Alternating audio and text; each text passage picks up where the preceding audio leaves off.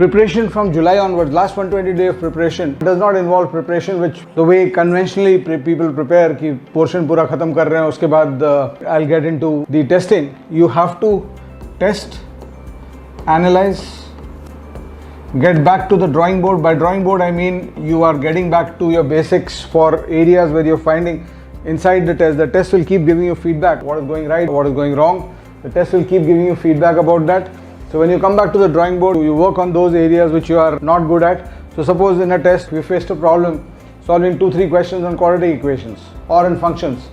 So when you get out of the test, the drawing board work will mean that you go and solve 100 questions on the topic.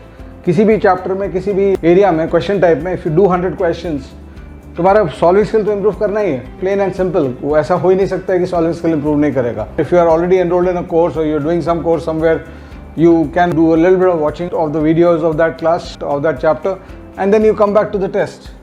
And you can vary the frequency of your tests. And when you talk about tests, there are two kinds of tests you take, full lengths as well as sectionals. These are the only two test structures that make sense. इस point पे chapter test etc. करके कोई फायदा नहीं है. Just focus on your sectional tests and focus on your full length test. Just keep doing these two and keep coming back to the drawing board. As I said, you can keep varying the frequency of your tests.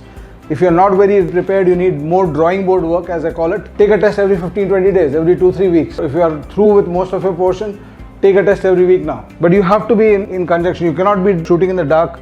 कि अंधेरे कमरे में I'm preparing, just shooting in the dark without knowing why I'm doing what I'm doing. Every study session has to be made to count. Because 120 days, if you can sit for 2 sessions on an average per day of 3 hours each, you approximately have 240-250 study sessions of work right now.